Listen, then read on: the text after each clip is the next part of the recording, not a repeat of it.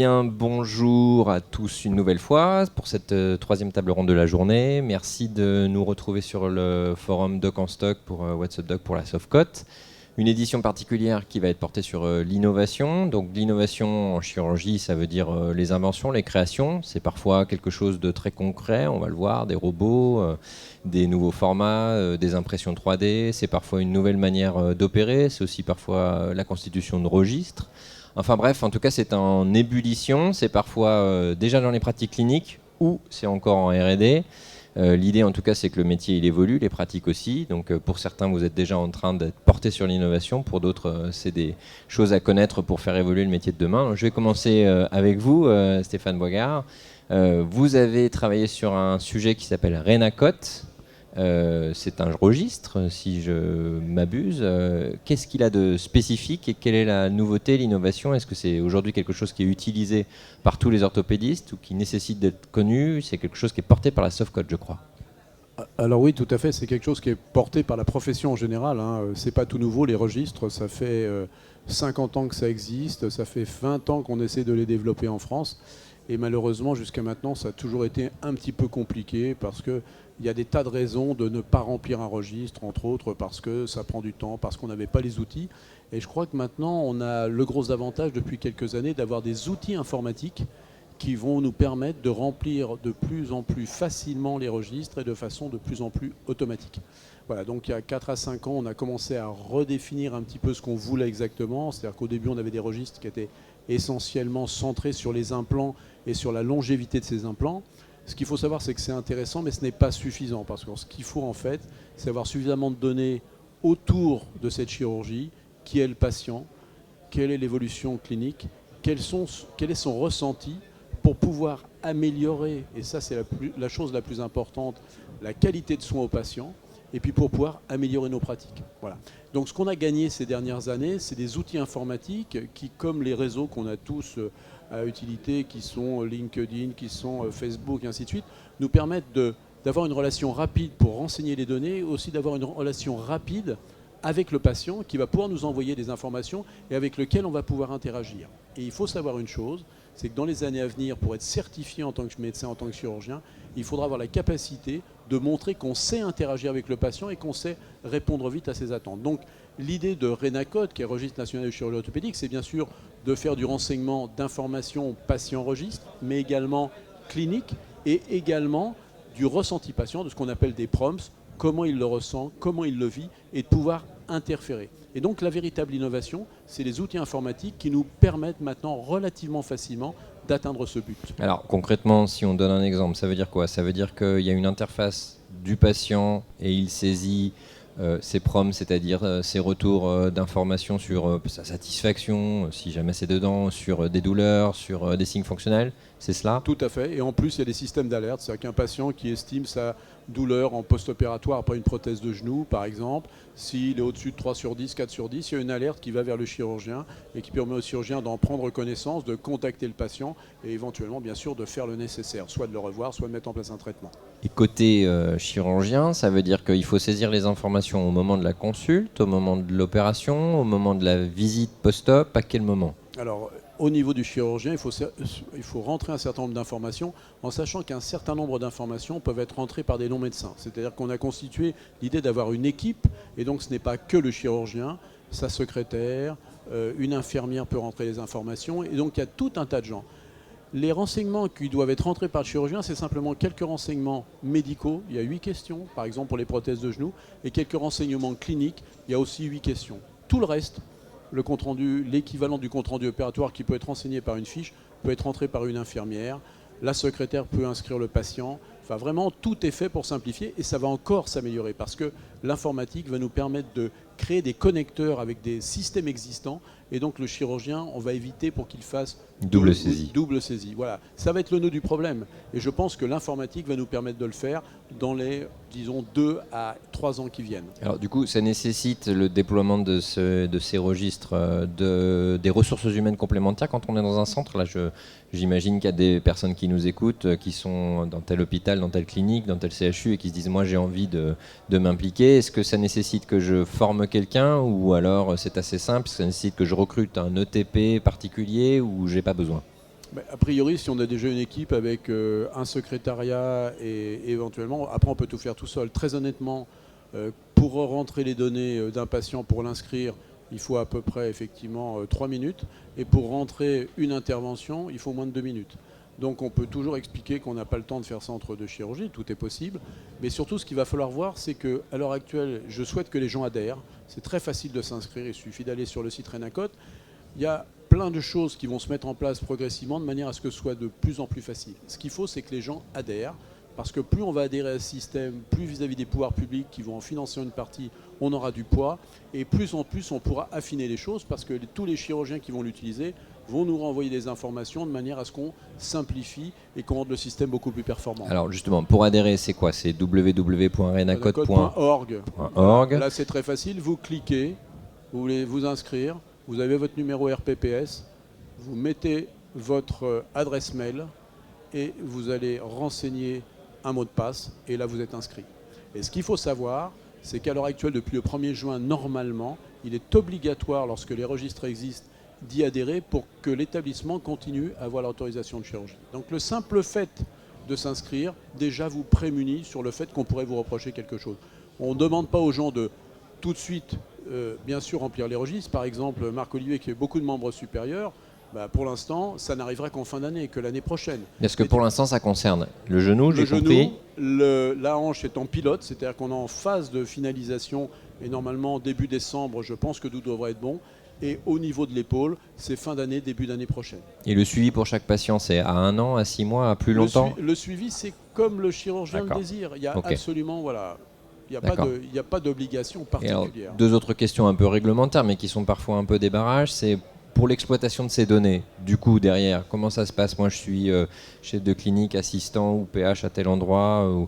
J'ai envie, du coup, de faire une étude utilisant ces données. Je fais une demande à Renacode. Comment ça fonctionne? Alors, ce qu'il faut savoir, c'est que l'ensemble des données du registre sont sous la tutelle scientifique d'une société savante. Exemple, prothèse de genou. C'est la Société française de la hanche et du genou. Donc, toute évaluation scientifique de l'ensemble du registre sera faite par la Société française de la hanche et du genou. Mais par exemple, si Michel veut récupérer ces données pour lui-même faire une communication scientifique ou éventuellement les valoriser sur le plan financier, ce n'est pas un problème. Renacode, lui, mettra à disposition sur le plan scientifique les moyens nécessaires pour que la société savante, bien sûr, puisse faire toutes les études nécessaires. Et par contre, Renacode, sur le plan national, récupérera l'argent qui permettra au niveau de l'épidémiologie, des industries et des établissements pour faire fonctionner le système. Un système comme ça, c'est entre 1,5 million et 3 millions par an, quand ça fonctionnera en état plein. Donc il faut savoir une chose. Mais par contre, chaque chirurgien pourra récupérer, ou établissement, pourra récupérer ses données et en faire ce qu'il vaut. Les données n'appartiennent à personne d'autre qu'au patient. Bien sûr. Voilà, et du qui coup, donne autorisation de... Le chirurgien récupère les données qu'il a collectées un jour ou les données sur une thématique transversale nationale? Non, il ne peut récupérer que ces données à lui. S'il veut faire une étude nationale, il posera la question. Et avec la société savante dont dépend le registre, il pourra faire l'étude, bien évidemment, mais sous couvert de la société savante dont dépend le registre. Très bien. Dernière question. Les patients, du coup, qui sont les réels propriétaires de la donnée, même si j'imagine que c'est anonymisé dans la base de données, eux, ils doivent être informés du fait que l'on va collecter des informations anonymisées derrière. Ils doivent signer un consentement. Il y a une procédure à engendrer quelque part au niveau de son établissement? Alors, ce qui se passe, c'est que quand le patient est enrôlé, on lui donne une feuille d'information qu'on peut se procurer sur le site ou que l'on donne au patient. Et normalement, il reçoit un mail par son adresse et ensuite, en retour, il donne l'acceptation et ensuite, seulement à ce moment-là, on lui envoie tous les liens pour qu'il puisse renseigner les preuves. Si le patient ne veut pas ou n'a pas d'adresse mail, c'est très facile. On a le droit de conserver ces données, voilà, mais on n'en aura pas plus que celles que le chirurgien rentre. Or, les données que le chirurgien rentre sont sous la responsabilité du chirurgien. Les données qu'envoie le patient sont sous la responsabilité du patient. Voilà. Ok. Très clair. Bon, alors merci. Donc on invite tout le monde à aller sur renacode.org. Et à s'inscrire. Inscrivez-vous, ça va nous permettre de lancer le système. Et puis vous pourrez rentrer progressivement en sachant que PTG, PTH, c'est quasiment fait. Et que pour ceux qui font du membre supérieur, la prothèse d'épaule arrive. Et ensuite, on va l'étendre à toutes les pathologies. C'est-à-dire que pour l'instant, on fait les implants parce que c'est plus classique et que cela permet d'avoir une antériorité, on l'a déjà fait. Et ensuite, progressivement, on va l'étendre à toutes les pathologies pour avoir vraiment une couverture de toute notre activité de chirurgie orthopédique et traumatologique. Ok, c'est très clair. Alors du coup, je bascule pas tout de suite sur la chirurgie de l'épaule, mais plutôt je reviens sur le genou. Michel Bonin, vous êtes au début de la chaîne, je dirais, par la réalisation de nouvelles constructions, de nouveaux prototypes. Vous allez peut-être pas utiliser tout de suite Renacode pour pouvoir le tester, encore que vous m'avez dit tout à l'heure que ce dont vous allez nous parler tout de suite, il y a un lancement clinique en 2024. Alors, de quoi est-il question d'abord ? Alors, nous, on va parler de robotique. Alors, la robotique, ça peut paraître un petit peu banal, puisque maintenant, on parle de robots partout. Mais en chirurgie, ça n'est pas banal, parce que c'est le reflet d'un changement d'époque. Et il faut bien comprendre que la chirurgie est vraiment un point de bascule. C'est-à-dire qu'on est en train de passer d'une ère où la chirurgie, c'est quelque chose de très artisanal, chirurgien indépendant, basé sur l'expérience du chirurgien, à quelque chose de plus standardisé, de plus fiable et qui sera plus accessible plus facilement aux chirurgiens moins expérimentés. Et ce changement d'époque est absolument crucial. Alors, je vous arrête un instant. Hein. Vous le vivez en orthopédie, ça a déjà existé dans la chirurgie molle depuis déjà 10 ou 15 ans. La robotique, oui. Absolument. Et la standardisation. La standardisation, et dans l'aéronautique encore bien avant. Ouais, c'est certain. En tout cas, l'ambition de la robotique et l'ambition des nouvelles technologies dont on va parler aujourd'hui, ça n'est pas forcément d'améliorer les meilleurs résultats des meilleurs chirurgiens ou des chirurgiens les plus expérimentés. C'est de permettre aux chirurgiens standards, aux chirurgiens qui sont moins expérimentés, qui n'ont pas la chance d'avoir un volume d'activité énorme, d'avoir les mêmes résultats que les chirurgiens expérimentés. Et pour la chirurgie, pour revenir à la robotique dans les prothèses de genoux, c'est quelque chose d'assez particulier parce que l'utilisation d'un robot pour poser une prothèse de genou, le robot, il doit d'une part connecter l'imagerie préopératoire avec le champ opératoire. Et ça, c'est quelque chose qui est absolument capital et ça s'appelle la navigation. Et puis la deuxième phase, c'est le bras effecteur, celui qui coupe l'os. Et ça, c'est capital parce qu'on imagine bien que si on coupe à quelques degrés de travers, eh ben la prothèse, elle ne va pas bien marcher. Alors, il y a des robots qui existent pour l'instant, mais toute la robotique qui existe est basée sur des technologies des années 90, des années 2000, qui sont un petit peu obsolètes, qui fait que même si les constructions robotiques actuelles sont efficaces, elles sont coûteuses, complexes et alourdissent le processus global de la pose d'une prothèse de genou. C'est beaucoup utilisé parce que moi j'ai été me promener là, j'ai vu quand même au moins une dizaine d'industriels qui proposent des bras, un bras, souvent en fait qu'il faut un geste, j'ai l'impression, pas 1000 gestes. Je dis par comparaison par rapport à ma discipline de l'urologie. Et donc du coup j'en vois quand même un peu plus encore que l'année dernière, j'ai l'impression que le marché s'étend.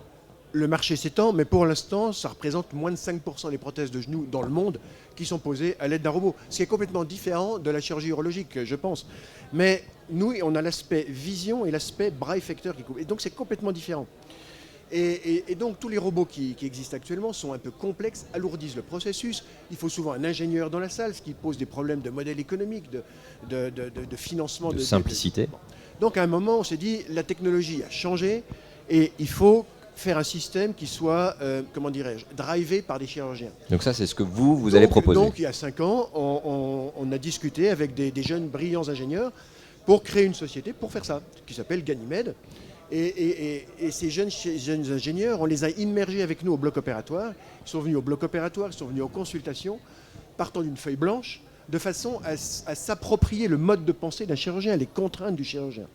Et puis donc, au bout de 5 ans, ils ont développé une nouvelle technologie qui est à la fois simplificatrice sur la navigation, l'aspect navigation, qui est beaucoup plus simplifié qu'avant, parce qu'il n'y a plus de tracker, il n'y a plus de capteur, il n'y a plus de caméra en salle. Enfin, tout est beaucoup plus simple, ça va beaucoup plus vite. Et puis, le bras effecteur est 1000 fois simplifié par rapport à ce qui se faisait avant, parce qu'il n'y a pas de moteur, donc il n'y a plus besoin d'ingénieur, il n'y a plus besoin de calibration, etc. Et je pense que la somme de ces innovations, finalement, vont simplifier la chirurgie pour faire du robot un vrai outil ami du chirurgien et non pas quelque chose qui alourdit la chirurgie et qui n'est finalement accessible qu'aux chirurgiens geeks à qui les industriels acceptent de donner le robot ou de vendre le robot. Et alors dans votre modèle, le chirurgien, il est où ? Il est à côté, il est dans une console, dans une autre salle, il est où ? Non, c'est pas du tout comme en chirurgie viscérale ou comme en urologie où le chirurgien est à côté et travaille avec... Le terme de robot est un mauvais terme en chirurgie orthopédique parce qu'en fait, c'est un outil robotisé. Mais le chirurgien reste au centre de la planification, au centre de l'abord et de la navigation, et puis c'est lui qui guide le bras robotisé. Simplement, au lieu d'avoir à utiliser des tas de guides de coupe qui passent beaucoup de temps, qu'on passe beaucoup de temps à poser, et bien là, on a directement un bras qui trouve son plan et qui va faire la coupe directement avec le chirurgien. D'accord. Donc le chirurgien reste au centre du jeu. Donc le bras est stérilisé, recouvert Le bras est de... stérilisé. D'accord. Et comme on a un lien qui match l'imagerie préopératoire avec le champ opératoire, Ok. la chirurgie a été planifiée, donc les plans de coupe sont prévus à l'avance. Et donc le bras reconnaît directement le plan de coupe dans lequel il doit faire ses coupes osseuses. Et alors, Ce qui simplifie et rend le geste beaucoup plus rapide. on a moyen de contrôle immédiat, on a moyen aussi d'arrêter le geste, on a moyen de le Bien rectifier. sûr, Comment bien sûr. ça C'est passe la base de la robotique, c'est que tout geste doit pouvoir être arrêté. Mais c'est le chirurgien qui garde le contrôle. Ce n'est pas un moteur qui coupe l'os. C'est le chirurgien qui guide, qui a fait avancer le bras et qui peut l'arrêter là où il veut. Donc de toute façon, le chirurgien fait l'abord, on est chirurgien. sur la zone de plan de coupe, Voilà. et là on dispose du Et- robot. Et le bras fait les coupes, le chirurgien amène le bras et fait la coupe osseuse dans le plan de coupe qui a été planifié D'accord. au préalable par le chirurgien. Alors j'ai entendu dire, et parce que j'ai fait le tour un petit peu des différents industriels, j'ai cru comprendre que les robots souvent sont associés aux prothèses ou au matériel, et que c'est pas du multimarque, c'est une autre contrainte que j'ai retrouvée en orthopédie. Et est-ce que là, du coup, c'est la même chose? Alors, ça pose deux problèmes. Conceptuellement, toutes les prothèses de genoux sont faites de la même manière, et donc les coupes osseuses sont les mêmes, à quelques détails de cote près. Donc, l'idéal, notre objectif, c'est de faire un robot prothèse agnostique, c'est-à-dire qui permet de poser toutes les prothèses, qui deviennent un peu un standard de l'instrumentation, une sorte d'instrumentation électronique, si je puis dire. Après, la difficulté, c'est que l'outil qui sert à mettre une prothèse doit être validé par le fabricant de prothèse pour être un outil agréé pour poser cette prothèse. Donc, ça impose d'avoir des partenariats avec beaucoup d'industriels, si on veut faire ça. Ce que les industriels ne sont pas forcément Bien sûr, encore prêts à faire. bien sûr. Mais peut-être qu'à l'avenir, ils le feront. Parce que développer des robots, c'est quelque chose qui est extrêmement coûteux. Bien sûr. Et donc, tous les fabricants de prothèses n'ont pas forcément envie de dépenser des centaines de milliers de dollars à fabriquer des robots. Alors, je pense qu'il y a peut-être des résistances du côté des industriels, mais je peux imaginer aussi, pour l'avoir traversé également, qu'il peut y avoir des résistances du côté culturel, chirurgical, parce qu'un certain nombre diront, et je vais regarder aussi les plus jeunes, moi j'ai fait chirurgie dans un certain état d'esprit, pour être moi-même l'opérateur, pour avoir le contrôle de mon geste, pour pouvoir peut-être avoir cette sensation d'être celui qui agit. Là, on m'enlève un peu de ma superbe, quelque part, c'est plus le même métier, dans l'imaginaire, ça me bouleverse un peu, ça me gêne. Ça existe, hein, c'est pas négligeable. Hein, c'est très... En fait, je ne crois pas vraiment. Je D'accord. pense que les résistances pour les chirurgiens vis-à-vis de la robotique actuellement, c'est la complexité du process. C'est-à-dire que poser une prothèse avec un robot, ça rend les choses bien plus compliquées qu'avant. Voilà. Ok. Donc à partir du moment où on réussit à faire un robot qui simplifie le geste opératoire, qui simplifie le process pour le chirurgien, je pense au contraire que le chirurgien va rester complètement au centre du jeu et doit au contraire être plutôt enthousiaste pour ce genre de technologie. Actuellement, mettre une prothèse de genou, ça veut dire passer une demi-heure à positionner des guides, mettre des broches pour fixer le guide, régler le guide, enlever les broches, dérégler le guide, remettre le guide ailleurs, repositionner le guide, etc. Ce qui est extrêmement time consuming et qui finalement n'est pas très précis.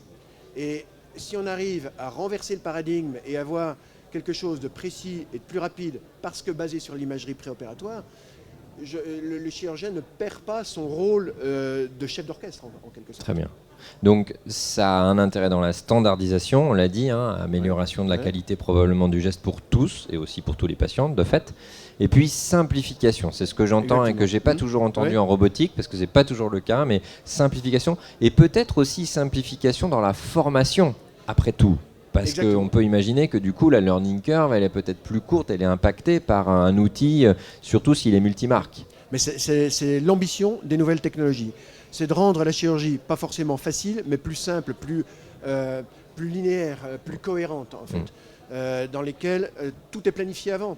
Je pense que la chirurgie moderne, particulièrement la chirurgie orthopédique, ça ne se fait pas au bloc opératoire, ça se fait avant le bloc opératoire. Et là, l'acte opératoire, c'est l'accomplissement de ce qu'on a prévu à l'avance. C'est une très belle philosophie, mais à ceux qui aiment que la chirurgie soit difficile pour être un élément dans lequel ils se sentent vraiment impliqués, ça va sans doute poser des problèmes. Ouais, peut-être. Alors je regarde justement les plus jeunes. Marc-Olivier, tu serais prêt à utiliser cette technologie avant qu'on parle un petit peu de toi, de l'épaule, mais ça, demain, tu as ça au bloc opératoire, c'est quelque chose sur lequel tu bascules sans problème ? Oui, alors je pense qu'il faut que les nouvelles technologies soient au service du besoin. Et donc si on part du besoin chirurgical à tel moment de l'intervention, eh bien oui, à ce moment-là, on va essayer de trouver une solution au travers d'une solution type robotique, type guide sur mesure, type autre système. Mais en fait, il faut trouver les cas d'usage. Et à chaque cas d'usage, on va pouvoir appliquer une technologie. Donc il y a des usages pour lesquels le robot va être utile et d'autres usages pour lesquels on va avoir besoin d'autre chose. Et donc l'intérêt, c'est d'avoir à sa portée un panel de solutions qui puissent nous faciliter la vie en fait, au quotidien, puisque c'est quand même ce dont il s'agit. Alors c'est justement dans l'épaule le cas qui te concerne, une particularité dans la manière d'aborder le geste opératoire, avec de la réalité augmentée, avec des lunettes dans 3D. Est-ce que tu peux nous préciser les éléments et nous dire aussi si c'est quelque chose qui est maintenant démocratisé ou si c'est juste le fait d'une expérimentation locale ? Oui, alors dans ma pratique, j'utilise la réalité mixte pour de plus en plus de choses. La première chose, c'est effectivement l'application pour la pose de prothèses d'épaule. Pourquoi ? Parce que ça permet en fait d'emmener une planification sur laquelle on a travaillé en amont, c'est-à-dire un logiciel sur lequel on va simuler l'intervention. On va avoir des données et un rapport à la fin, des hologrammes, en fait des modèles en 3D qu'on va pouvoir emmener au bloc opératoire. Et donc on va pouvoir consulter comme ça, après l'avoir téléchargé sur les lunettes, c'est-à-dire qu'une fois que c'est téléchargé, c'est figé, eh bien on va pouvoir le consulter en paire opératoire. Ça, c'est le premier niveau en fait de la réalité mixte et c'est ce qui est le plus démocratisé. Alors quand je dis démocratisé, c'est assez peu répandu finalement parce qu'il y a quand même ce blocage en fait à l'entrée qui est ce casque de la réalité mixte qui bloque un petit peu. Mais il faut imaginer qu'aujourd'hui il y a des associations qui se font entre des équipementiers de hardware de type réalité mixte avec des équipementiers, des lunetiers et donc on peut imaginer que demain, eh bien, ce sera les lunettes de n'importe qui serviront à afficher des hologrammes en réalité virtuelle. Il y a même des labos qui proposent aujourd'hui des lentilles de contact qui affichent des hologrammes. Mais ça, c'est l'étape d'après. Alors juste une petite pause là pour que ce soit bien compréhensible pour tout le monde. Ce travail de paramétrage pré-opératoire, qui rejoint ce qui a été dit juste précédemment, que cette étape est extrêmement importante, il intervient, j'imagine, entre la consultation, le diagnostic, l'annonce au patient, la programmation du geste et le geste lui-même. C'est quelque chose qu'on fait tout seul dans son bureau ? Alors, oui, alors je pense que pour contextualiser les choses et pour simplifier la vision globale, il y a au milieu, avant, le XXe siècle, c'était le siècle de l'implant. On a travaillé les biomatériaux, on a travaillé le design, etc. Depuis une dizaine, quinzaine d'années, c'est le modèle numérique. Donc on a switché. Ça entraîne plusieurs problèmes de valorisation, etc. Ça, c'est autre chose, mais le modèle numérique est au centre de tout ça. En amont, il y a le modèle, donc il y a les données et ce qu'on appelle la chirurgie computationnelle, c'est-à-dire ce qu'on va planifier et faire sur l'ordinateur. Et finalement, ce modèle va ensuite alimenter toutes les nouvelles technologies, le robot, la réalité mixte, l'impression 3D, la navigation, etc. Et ça, c'est la chirurgie augmentée. Et donc, tout ça est nourri au départ par les données et fini par des prompts, par une analyse de résultats de patients. Voilà. Donc, en fait, cette planification préopératoire, elle arrive à la sortie de la consultation. On va pouvoir faire une indication au patient et on va planifier la chirurgie, ce qui va nous permettre finalement d'affiner notre diagnostic, de faire des classifications, on adore classer en chirurgie orthopédique les pathologies, et après de prendre une décision thérapeutique guidée, voire augmentée par de l'IA, et qui va permettre de prendre le meilleur choix, c'est-à-dire le choix d'un maximum d'experts qui sont en fait virtuellement autour de la table quand on planifie aujourd'hui. Pour un cas, ça prend combien de temps concrètement ? Alors en routine, parce que ça pour le coup on l'utilise en routine, cette planification, eh bien ça me prend 5 minutes en fait de faire une planification d'une prothèse d'épaule parce que j'ai l'habitude que le logiciel en plus facilite la vie parce qu'il positionne automatiquement les implants, on adapte un petit peu et globalement ça rend le geste assez facile à effectuer. Il y a juste un petit souci d'interopérabilité avec les PACS des hôpitaux qui fait qu'il y a des étapes intermédiaires qui sont un petit peu complexes au milieu. Pour la récupération d'imagerie, pour pouvoir faire le paramétrage. Alors, il y a toujours la question absolument stupide qui m'est toujours posée à chaque fois que nous on fait de la robotique, mais je pose la même pour toi. Alors du coup, si tu n'as pas tes lunettes le jour opération, comment est-ce que tu fais alors ?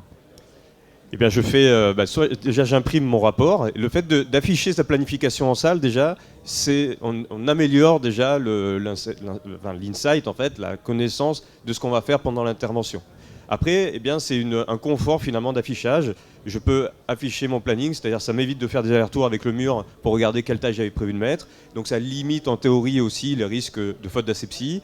Voilà, en fait, le casque permet de centraliser des données. Moi, ce qu'on utilise en chirurgie, ce sont des ancillaires mécaniques pour faire des coupes.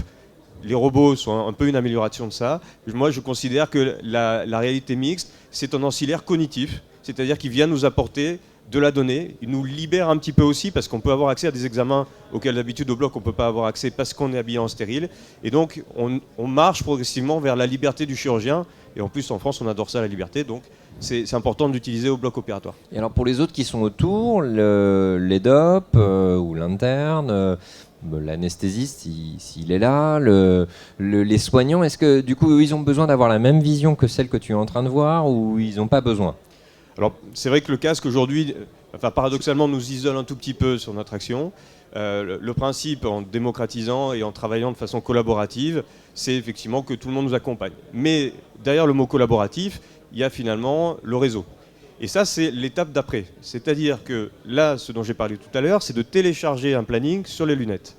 L'étape d'après, et là c'est expérimental, donc on l'utilise avec une solution à Nice qui s'appelle Abyss Medical, c'est finalement d'avoir, en plus des lunettes de réalité mixte, une plateforme cloud, en fait, ce qu'on appelle vulgairement le métaverse, sur lequel on peut collecter de la donnée, et sur lequel on peut analyser la donnée, et sur lequel on peut faire de la téléassistance aussi. Et donc, finalement, ça permet, même en temps réel, de pouvoir faire un appel, de communiquer avec un expert, ou de montrer ce qu'on est en train de faire à des juniors. Et donc, ça permet, encore une fois, de libérer un peu plus. Peut-être qu'on s'en servira aussi pour faire descendre le patient d'après. Ça peut être très utile, parce que souvent, on est un petit peu bloqué parce qu'on est habillé en stérile. Donc, voilà, c'est des choses qui sont évolutives.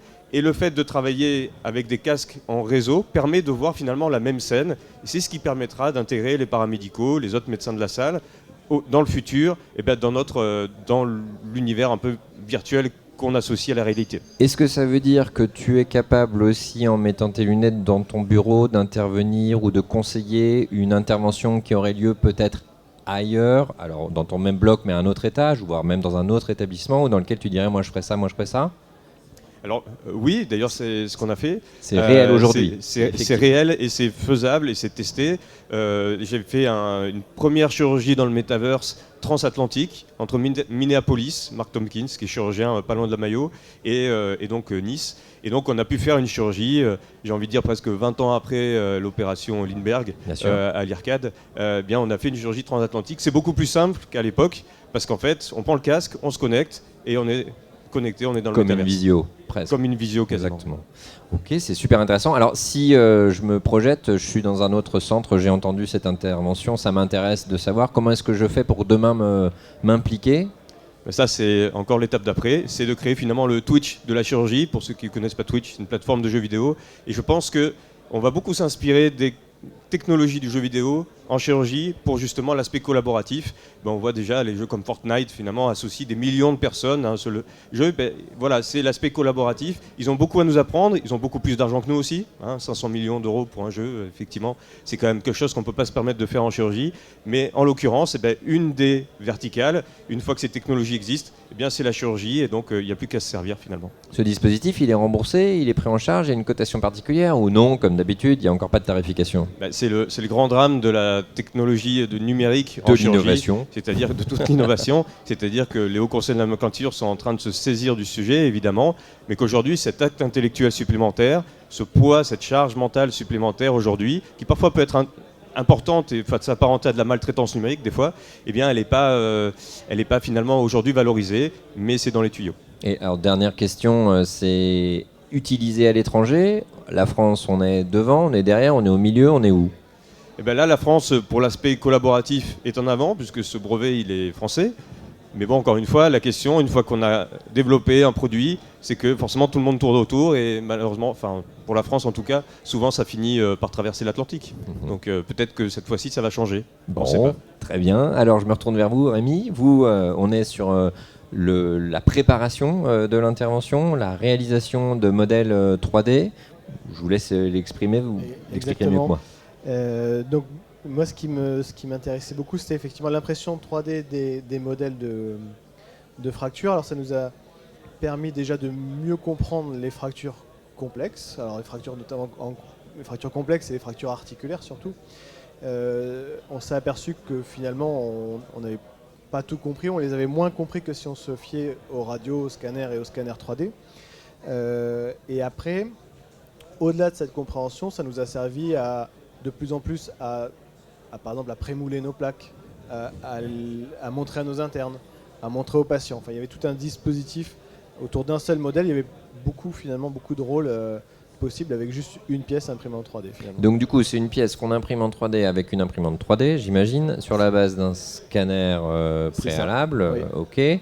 Donc du coup, ça nécessite d'avoir quand même une imprimante 3D, Voilà. un logiciel, j'imagine, d'interprétation pour que ça construise le modèle. Alors, interprétation, il faut un scanner, et ça c'est sûr, parce qu'il faut de l'imagerie d'ICOM. Il faut exporter cette imagerie, et notamment, il faut exporter avec le contraste fenêtre molle, on va dire, pas osseuse justement. Ah Le d'accord. contraste est moins fort en fenêtre osseuse et moins utilisable.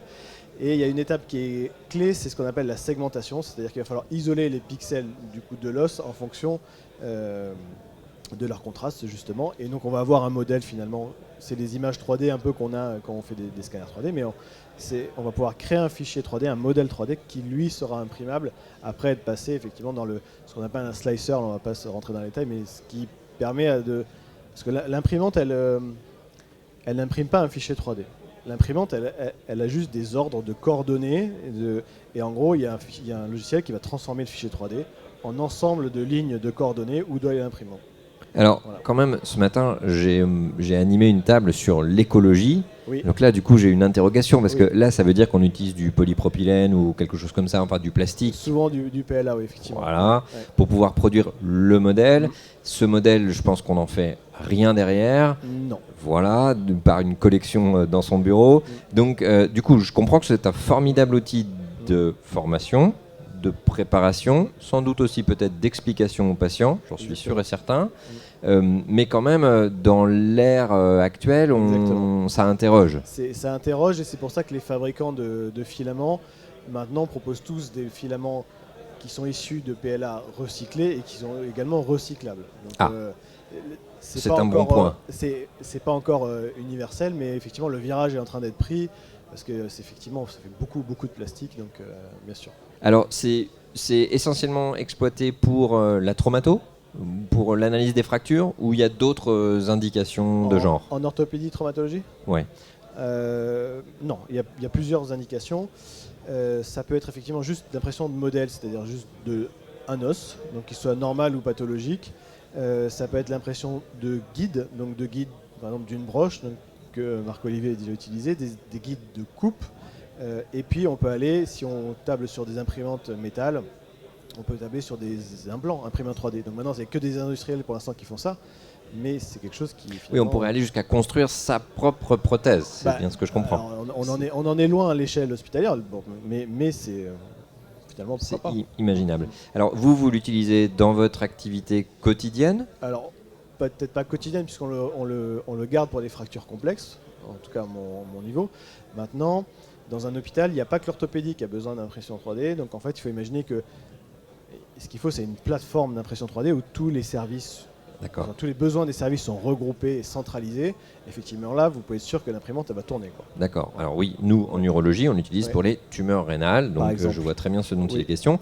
Et du coup, combien de temps ça prend? Parce que donc on a le scan, là on sait qu'on a quand même une décision à prendre. Si c'est sur un fracas, on sait qu'on a quand même le compteur qui tourne. Donc comment est-ce qu'on l'intègre dans sa chaîne de soins? En fait, on l'intègre en ne sachant... Enfin, par exemple, quand on voit le scanner au staff le matin, il faut quasiment être sûr de ne pas l'opérer le jour même. Ah oui.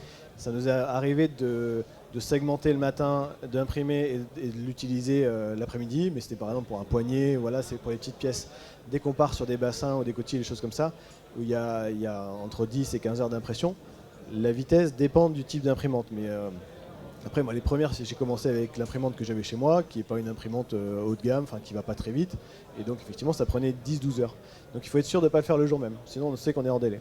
Donc, c'est un des gros problèmes. Enfin, c'était un des gros problèmes. Maintenant, les imprimantes, pour un prix qui n'est pas si gros que ça, vont très très vite. Et du coup, on réduit beaucoup ce temps d'impression. Alors justement, on a parlé de prix, donc imagine à nouveau l'innovation est sans doute à la charge de l'établissement ou des équipes qui souhaitent s'investir. En termes de coûts, ça représente quelque chose de très important ou c'est Non. quand même pas très important? Après, il y a un peu de consommable aussi, parce que chaque fois qu'il y a du... Oui, il y a un peu de consommable, mais nous, c'est un Manip Radio qui a monté la plateforme d'impression 3D. Il a été très fort parce qu'il a réussi à se faire... En fait, on a réussi à se faire prêter des imprimantes pour les essayer finalement, comme les influenceurs ou youtubeurs qui ils essayaient des imprimantes. Ah oui. Et en gros, il a Banque de tests. le consommable quasiment gratuit. Mais... qu'est-ce que je voulais dire? L'imprimante ne coûte pas très cher. Une imprimante, ça coûte entre 300 pour les premières. On peut aller jusqu'à 5-7 000 euros pour une imprimante. Voilà. Après, si on passe sur d'autres technologies, on rajoute un 0, voire 2 zéros en plus, mais vous pourrez faire 80% de vos utilisations avec des imprimantes standards. D'accord. Et donc, encore une fois, si vous regroupez les besoins d'un service, vous mutualisez et ça coûte finalement pas très cher. Et alors, une autre question, c'est faut être geek pour comprendre le paramétrage du DICOM, la récupération du DICOM, parce que d'abord, tout le monde ne sait pas ce que c'est qu'un DICOM, ensuite la récupération, l'intégration dans le logiciel, la segmentation qui est en fait le paramétrage. C'est un peu dur de segmenter, effectivement, et c'est pour ça qu'il ne faut pas hésiter à s'aider. Il y a toujours en tout cas en CHU, on a la chance d'avoir des ingénieurs qui peuvent nous aider là-dessus, ou d'autres spécialités qui ont l'habitude de segmenter, alors les radiologues, choses comme ça. Donc il faut utiliser ces gens-là, il faut s'aider, il faut s'entourer. Non, mais après, c'est une fois qu'on a... Parce que le réglage de l'imprimante est finalement pas si compliqué. Voilà, on fait quelques erreurs au début et c'est ça qui finalement est très rigolo dans l'impression 3D, c'est de se planter. On réaffine les réglages et au fur et à mesure, finalement, ça va...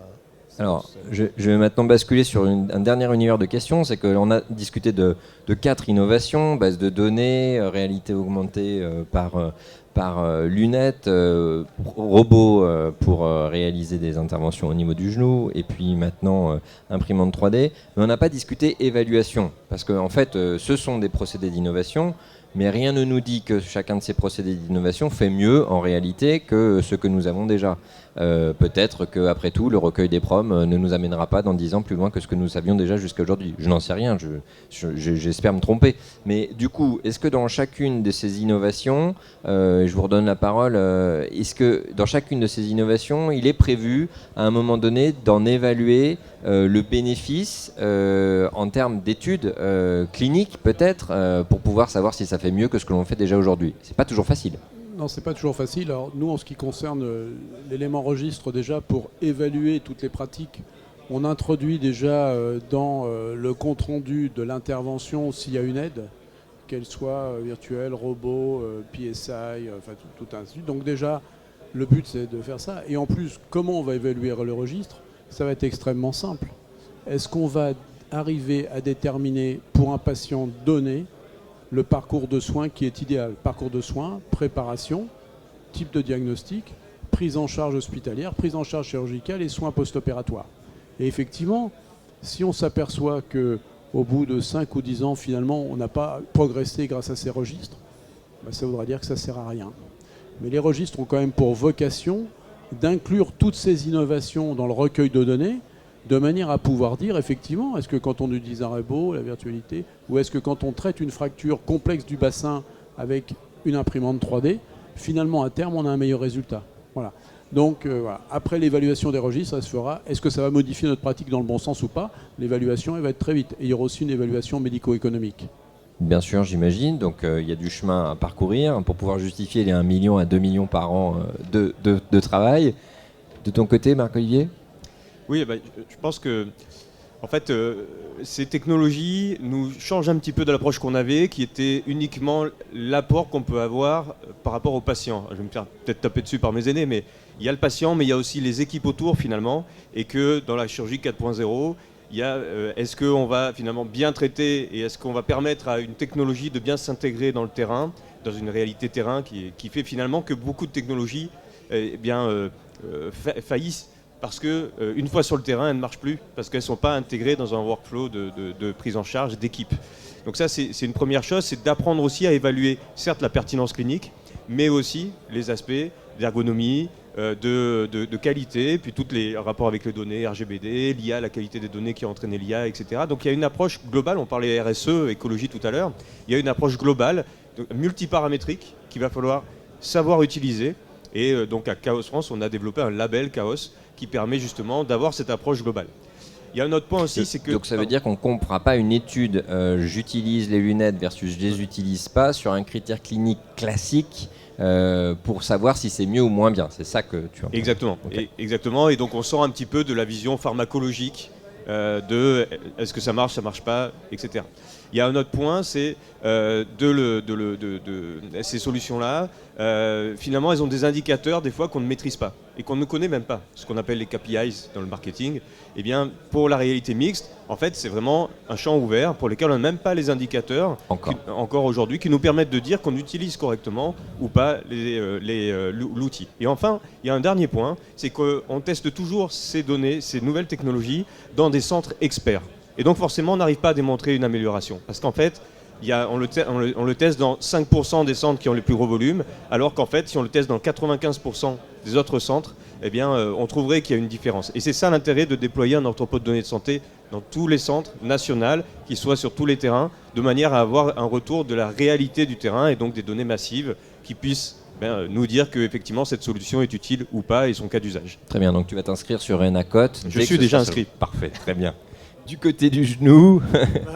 Du côté du genou et de la robotique. Le challenge, c'est que le critère de bon résultat est un critère fonctionnel. Nous, on traite de la douleur et on traite de la reprise d'activité. Et ça, c'est extrêmement difficile à évaluer. Alors, il y a eu la révolution des PROMS qui permet de se baser sur le ressenti du patient. Malheureusement, les PROMS sont souvent dévoyés parce qu'il était bien montré qu'un patient ne va pas remplir ses PROMS de la même manière s'il le remplit chez lui et s'il le remplit en face de son chirurgien. Alors, madame, vous êtes satisfait ou très satisfait de votre prothèse ? Bien sûr. Oui, donc les résultats sont complètement différents. Et c'est là que j'ai de grands espoirs dans le travail de Stéphane. Parce que je pense qu'une réelle évaluation fonctionnelle des patients passe obligatoirement par une structure indépendante qui va gérer la collecte des données de manière indépendante. Parce qu'on base beaucoup de choses sur des données un petit peu biaisées, parce que parfois remplies par la secrétaire ou par le chirurgien lui-même. Et donc, la pertinence des données est discutable.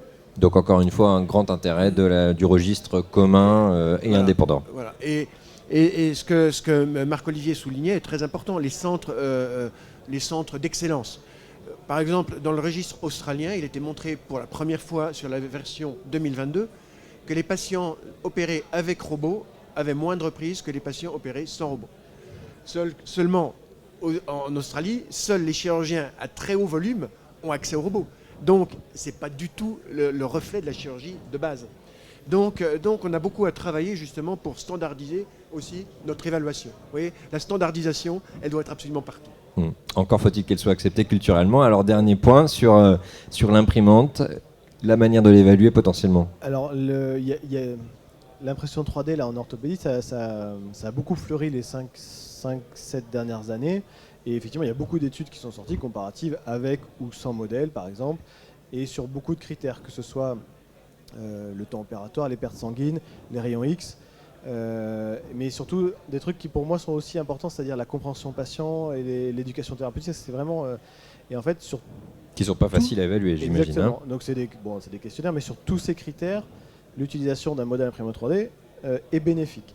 Le seul doute qui n'est pas vraiment prouvé, c'est la fonction effectivement du patient. C'est-à-dire ils vont pas forcément mieux, par contre, ils ont moins de complications. C'est-à-dire que quelqu'un qui opère avec un modèle imprimé en 3D, il sait à quoi ressemble vraiment la fracture. Donc en termes de sécurité, il sait où il va.